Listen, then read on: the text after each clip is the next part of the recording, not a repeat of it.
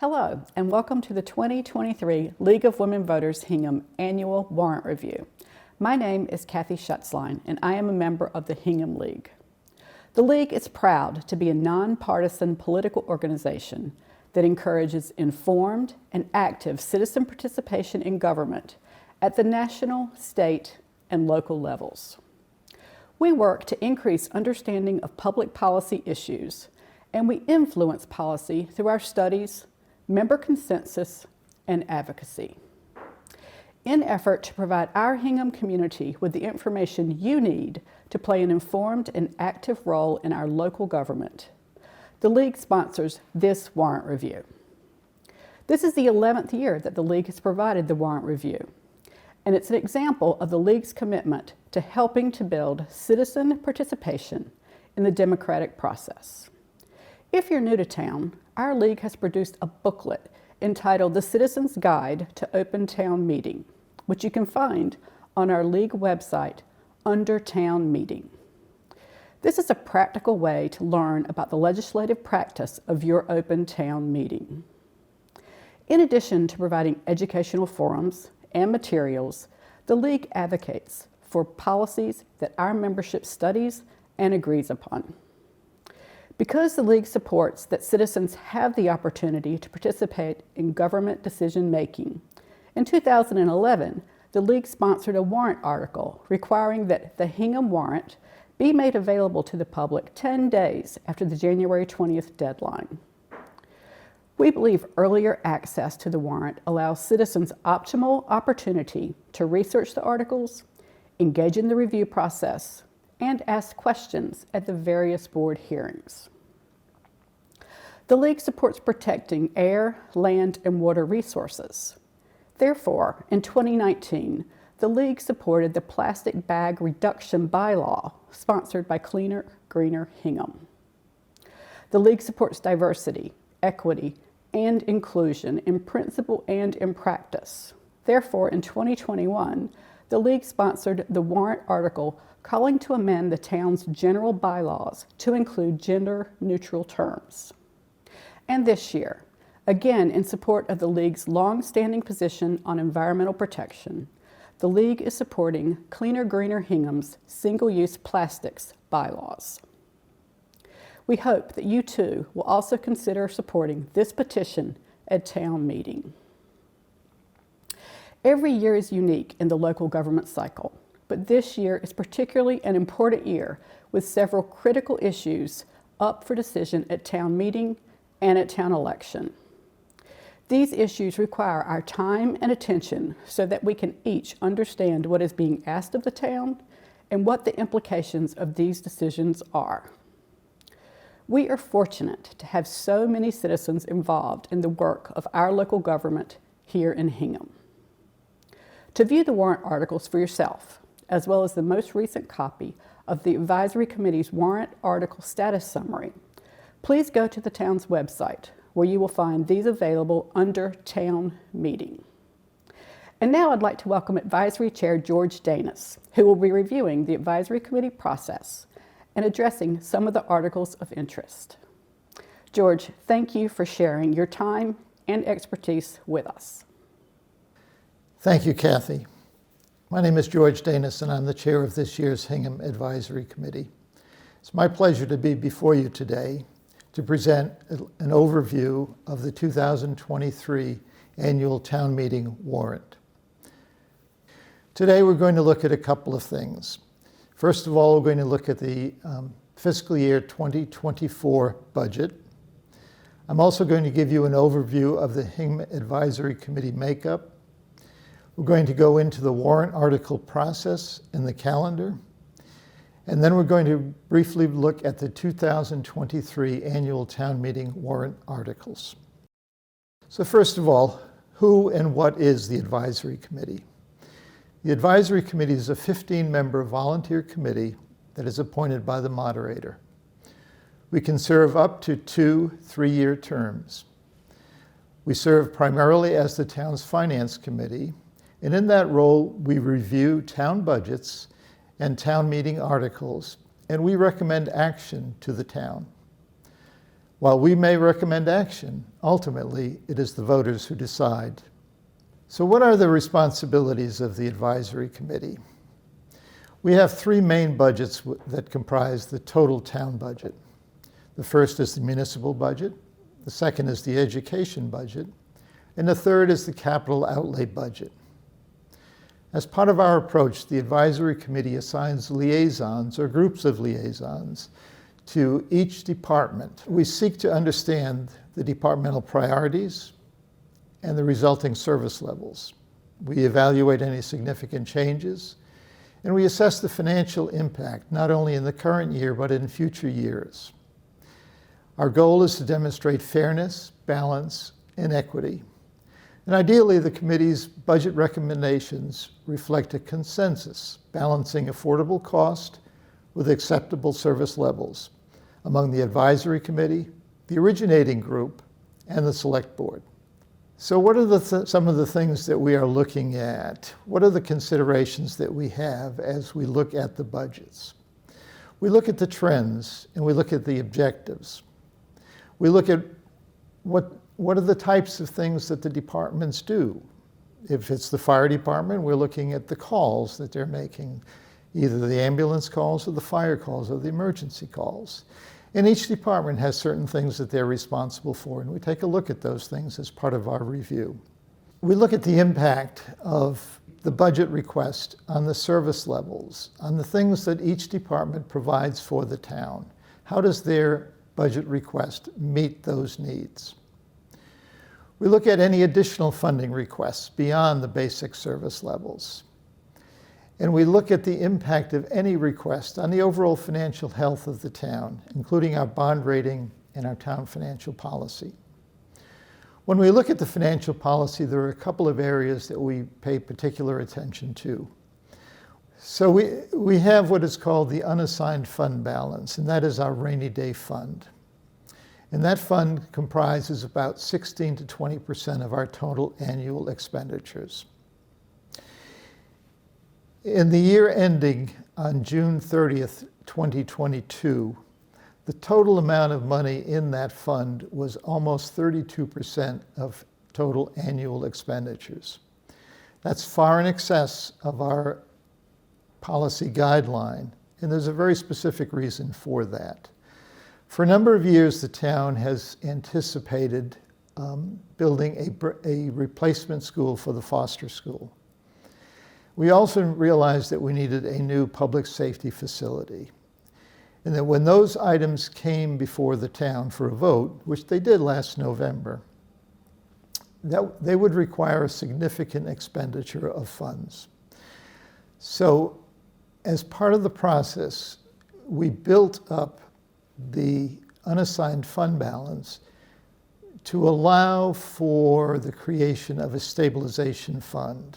And this stabilization fund, which was also approved last November, set aside $7 million to help taxpayers go through the early years of the funding of these two projects, when the tax impact would be especially significant. Another area that we look at is capital outlay. And capital outlay is the budget for large items like trucks or buildings or other significant items that have a lifespan which is expected to be more than 1 to 2 years. Our goal for that is that approximately 3 to 6% of our operating budget should be spent on capital items.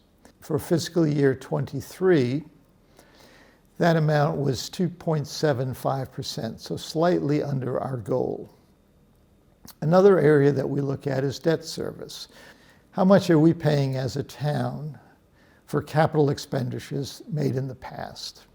Our goal there is somewhere between 5 and 7.5% of total annual expenditures. In FY23, that number was slightly under 5%, so under our goal. So as a prelude to talking about the FY24 budget, I'd like us to just take a brief walk down memory lane. As the advisory committee looked at the FY22 budget, there were a couple of things that were happening. We had noticed a slowdown in new growth in town. and that affected the available funds for the operating budgets. We were also in the early stages of the COVID-19 pandemic. There was a lot that was unknown. So for the FY22 budget, we balanced that budget using what is called one-time funds. So we had some federal funds that were available to address the needs created by the pandemic, but we also used some of our unassigned fund balance, our rainy day fund, to balance the FY22 budget. As an outgrowth of that FY22 budget, the town administrator created what was called the Sustainable Budget Task Force. That was a group that was comprised of members of the town administration and the school committee, with representation from the advisory committee. And the task force goal was to look at various alternative or supplemental revenue sources, but also to look at expense trends. They created a report, and that report was issued in early 2022. One of the things that the task force report identified was that the town would most likely need to have an override. And they projected that that override would occur in FY24. We had to create the FY23 budget. And again, we were still undergoing the results of the pandemic. We still had the growth issue. And so in order to balance that budget, we further used one-time funds. So again, we dipped into unassigned fund balance. There were some remaining federal funds, but these funds were used to balance the FY23 budget. So that brings us to the FY24 budget. And for this budget, there simply are no longer any one-time funds that are available to balance this budget. So now we're going to place an override on the warrant. This slide takes a look at the new growth that I just mentioned. And as you can see, from FY13 through FY21, we averaged over $1 million a year in new growth. And this new growth came primarily from development on Beale Street, down at the shipyard, at Linden Ponds, out at the Derby Street shops. So there was lots of growth going on in town. That growth started to slow down significantly in FY22, and where we had approximately $700,000 in new growth. And the projection for FY23 going forward is about $650,000. Now, we do have hopes that South Hingham may see some growth. That is a large area in town where growth is possible. And if that were to happen, then we would hope to see new growth revenue increase in some of the outer years of this slide. So this is a look at what our projected FY24 budget is. And at this point, the advisory committee is still very deeply involved in finalizing that budget. But we have approximately $150 million worth of spending requests. And this chart breaks down the major areas of where that spending occurs. So before I go a little deeper into the budget, I'd like to just give you a couple of definitions of terms here that we'll be talking about. So one is what's called a level services budget. This is a budget that continues the current level of services and programs. It does not add any new services or programs. It is essentially a status quo budget. The next item is what's called a balanced budget. Now, one of the requirements of the state is that we present a balanced budget at town meeting. A balanced budget matches current revenue with current expenses. Remember now that we have been balancing the last two budgets with one-time funds. So we have what's called a structural deficit between our revenue and our expenses.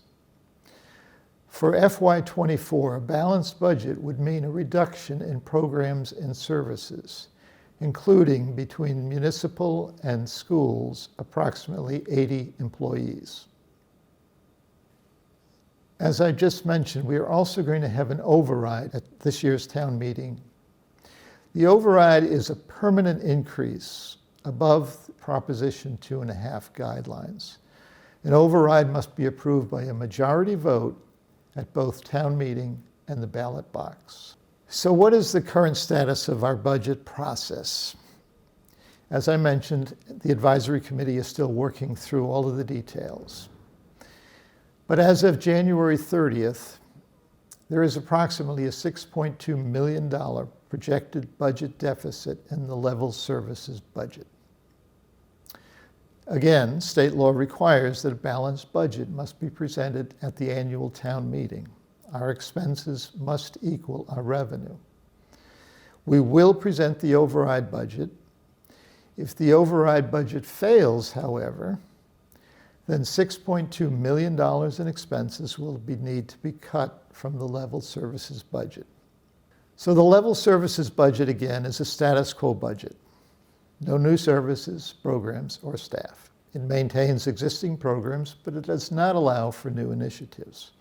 It also does not address issues caused by increased population or existing staffing or operational shortfalls. The town's level services budget has a $6.2 million deficit as of January 30th. So we've talked about a balanced budget and the requirement of state law that we present a balanced budget at town meeting. Our expenses, again, must match our revenues, and our current deficit is $6.2 million. If that override budget fails, either at town meeting or at the ballot box, then some of the actions that have been proposed and discussed to address this deficit would include the elimination of approximately 60 school full-time employees, the elimination of after-school programs, including freshman sports at the high school, the deferral of purchasing textbooks, supplies, and other materials, and obviously there would be a significant impact to learning. On the municipal side, a failed override would eliminate 20+ full-time municipal employee positions. We would close the library on Sunday, and we would reduce fire, ambulance, and police staffing. So as we move on to the next major role for the advisory committee, that is to look at warrant articles. Now, where do warrant articles come from? Articles have sponsors, and the select board, the planning board, community preservation committee, and other town boards or departments can sponsor articles. Citizens can also band together and petition and place an article on the warrant. There are deadlines for submission of articles, and these deadlines exist so that the advisory committee and the select board can properly review and evaluate these articles. The deadlines for zoning board articles are December 1st, and for all other articles, it's January 20th. Warrant articles are first reviewed by town council and the town administrator's office, and then there are hearings and votes by the planning board for zoning articles and by the select board and the advisory committee for all other articles. And the advisory committee also reviews the planning board articles. Before the advisory committee votes the article, the liaison who's assigned to that article will write a comment, and that comment is an objective evaluation of the pros and cons of the article. And that comment will lead to a recommended action. The advisory committee will then vote on the recommended action. And once the advisory committee votes, we send those final warrant articles to the town administrator's office, where they're sent to the moderator and town council for legal review. Eventually, these articles and the budgets all make their way into the warrant, and the warrant goes to the printer and it is mailed to the voters. This is a brief look at the calendar for both budgets and the warrant schedule, and as you can see, it kicks off in July, and runs through March and then eventually in April when we have the town meeting. So I'm going to break down the articles into various categories and just give you a brief overview of what those are. Every year we have a number of articles that are the same. Hence, we call those the Perennial Articles. The first article is the Hannah Lincoln Whiting Fund. This is a fund that was established by Hannah Lincoln Whiting a number of years ago, and it's for the benefit of a resident of South Hingham. This article is on the warrant every year because we appoint a representative to that fund. The next article is to assume liability for the Department of Conservation and Recreation. And the Department of Conservation and Recreation does work in the town on behalf of the community, and Hingham must assume liability for that work. The next article is reports of the various town committees, and all of the committees appointed by the town are provide an annual report, and this just asks that the town accept those reports. The next article is salaries of certain town officials. And again, these salaries are set and they're accepted by the town. The next article is a disbursement of electric light department receipts. The Hingham Light Plant makes a payment to the town in lieu of taxes. The next article is the Building Department Revolving Fund. Building Department collects fees that are associated with granting permits for work done either in an individual's residence or in a commercial building. Those fees are then in turn used to pay the expenses of the inspectors that go out to make sure that the work has been properly done. This article allows for those collected fees to be used to pay the expenses. The next article is the Department of Elder Services Revolving Fund. And this article allows for the use of fees collected to provide services and to fund activities to be paid out of this fund. The Department of Elder Services Revolving Fund allows for the use of funds that are collected for various programs to be used to pay the expenses associated with those programs. The next item is the acceptance of easements, and this allows the Select Board to accept easements in the coming year so that various utility and/or road projects can continue. So this slide looks at articles that do not involve funding. First article is the extension of the Hingham Senior Means Tested Property Tax Exemption. In 2019 town meeting, we approved the Senior Means Tested Property Tax Exemption. However, there was a sunset provision within the law at the time. That law has now been changed at the state level, and so this article will extend the Senior Means Tested Property Tax Exemption indefinitely.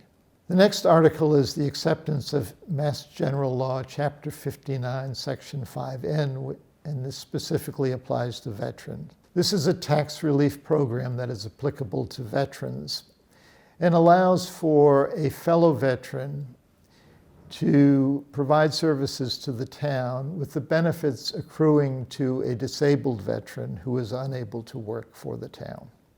The next two articles have to do with plumbing and gas permits and electrical permits. So on a periodic basis, the building department will review the fees that are charged by Hingham for plumbing, gas, and electrical work. These two articles seek to update the fees that are charged for these services and to make them more comparable to surrounding towns. The next article is the naming bylaw. This article seeks to codify the means and the process by which various town buildings or properties may be named after a certain individual or an entity. The next two articles have to do with plastic water bottles, and specifically plastic water bottles which are smaller than 1 gallon in size. The first article seeks to ban the sale of these bottles in the town. It applies to all commercial establishments and prohibits the sale of plastic water bottles of less than a gallon in size. The next article seeks to ban the acquisition and the distribution of plastic water bottles of less than 1 gallon in size by the town of Hingham and any employee of the town of Hingham. Additional articles that do not involve funding are the acceptance of Chapter 59, Section 5C 1.5. This is a tax relief program for individuals who meet certain criteria and is an extension of the current program that has already been accepted by the town. The next article is the sale of 32 Rockwood Road. This parcel of land was originally intended to be developed for affordable housing. But after considerable work and effort, it has been determined that the property is not suitable for residents. And so this article gives the Select Board the authority to sell this property. The next article is the Senior Center Feasibility Study. And this article seeks to expand the charge that was given to the Senior Center Building Committee to explore options for expanding in or building a new senior center. The creation of this committee in 2020 charged the committee with exploring the options of expanding the current senior center once the police department moved out to the new public safety facility. The purpose of this article is to expand the charge given to that committee to explore any town-owned property as a possible site for a new and/or expanded senior center. The next article is the Climate Action Plan implementation. In this article seeks to create a commission to oversee the implementation of the town's Climate Action Plan. The Community Preservation Act creates a fund of money to be used for various purposes within the town. That fund is created by a surtax on our property taxes and also by a grant from the state. For FY24, the Community Preservation Committee had approximately $1.6 million available to give out in various grants. The grants that they have chosen to fund are listed on the next two slides and include the allocation of $50,000 for the administrative fund of the committee. And this is used to pay for various expenses that the committee incurs in investigating and working through the process of approving the grants. Grants that have been approved this year include $735,000 for the Hingham Affordable Housing Trust, 4 grants for the Hingham Housing Authority, 3 of which are to make repairs to the property at 132 Scotland Street. There's a little over $15,000 for exterior repairs to the house. There's almost $13,000 for repairs to the garage, and almost $8,000 to replace the boiler at Scotland Street.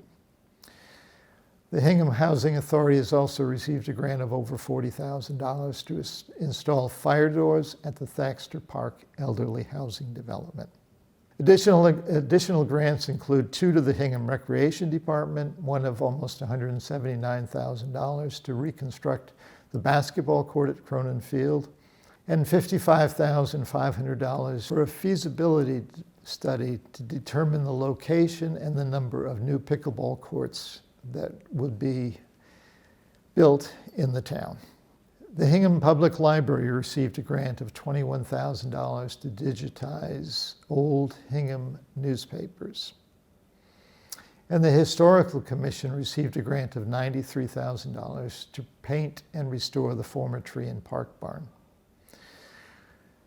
Finally, the Hingham Girl Scouts received a grant of $109,000 for ADA compliance renovations to the Girl Scout house. This slide takes a look at articles that require funding. The main one in this case is the budget. We have not finalized the budget yet. The next article is the report of the Personnel Board. This is a perennial article, and this report addresses salary, classification, and other wage-related items for employees that are not represented by a collective bargaining unit. The next article is a transfer from the stabilization fund. This is also a perennial article, and this article moves funds to the operating budget from the stabilization fund. Final article on this page is to transfer funds to the reserve fund. Every year at town meeting, the town establishes a reserve fund for unexpected or unplanned for expenditures throughout the year. This article will seek to, as necessary, move funds from unassigned fund balance into the reserve fund to cover expenses that exceed the amount of money that was placed into this fund at last year's town meeting. This slide identifies another article that would require borrowing, and it is the Route 3A sewer project. In this article, we'll seek to upgrade the sewer connections along the Route 3A corridor. There are additional funding articles that will use unassigned fund balance. The first is that transfer to the reserve fund that I just mentioned. The Tax Mitigation Stabilization Fund. This article seeks to establish a stabilization fund that could be used to supplement the operating budget in future years. The next article is a capital stabilization fund. This article would set aside funds from the sale of surplus property to be used to supplement the capital budget. Permitting and design of inner harbor coastal structures. Beginning in 2014, the town set aside money to begin the process of evaluating the resiliency of the wharfs and their ability to protect the downtown area from flooding caused in part by global warming. That process started in 2014, and this article seeks to approve additional funding to complete that permitting and design process. There are a number of zoning bylaw amendment articles, and this slide takes a look at those articles. One is the accessory dwelling units. The town has a bylaw that permits accessory dwelling units that are attached to a primary residence. This article seeks to allow unattached accessory dwelling units. The next article is the minimum occupancy term for residential use. And this article seeks to establish a minimum period for renting at a residence. The next article is the storage of unregistered vehicles. This article seeks to identify the number and the conditions under which unregistered vehicles can be stored at a residence. The next two articles have to deal with Hingham overlay districts, and they seek to make adjustments to permitted uses within each of those districts. The next article is the electric vehicle charging parking requirement. This article seeks to impose requirements for parking lots that will accommodate 20 or more vehicles and seeks to establish minimum numbers of spaces that must be built out to accommodate electric vehicle charging, and also a minimum number of actual charging stations that must be operational within those parking lots. The next article is a citizen's petition, and it seeks to change the minimum building lot requirement in District A. That minimum requirement is currently 20,000 square feet, and it seeks to change that requirement to 30,000 square feet. So that is the conclusion of my presentation, but I do want to mention that there are a number of resources that are available to you if you would like to look up any of these articles or any additional, if you're looking to find any additional information about the warrant process, about the budget process. There are pages on the Town of Hingham website. There is the calendar, which lists various hearing dates for the boards and the committees. There is the report of the Sustainable Budget Task Force. The advisory committee also has a page on the town website, and we have warrant article status summary there. We have our calendar, we have the forecast, and also there is an email address. If you have a question and you'd like to write to the advisory committee, you can submit your question through that email address. I want to thank Kathy again and the League of Women Voters for affording me this opportunity to give you an overview of the 2023 town warrant. I would encourage you to come out and participate in the town meeting on April the 24th. There are, as you can see, important decisions that are going to be made at that meeting. And if you're not there, you can't cast a vote and you can't render an opinion. So I would encourage everyone to attend that meeting. Thank you very much. Thank you, George, for your presentation and for your service to the town. We'd also like to thank Harbor Media for their expertise in making this production possible. This has been a presentation by the League of Women Voters of Hingham. We invite you to view our website for more information and hope that you will consider joining the League. All are welcome. We hope to see you at town meeting on April 24th. Thank you.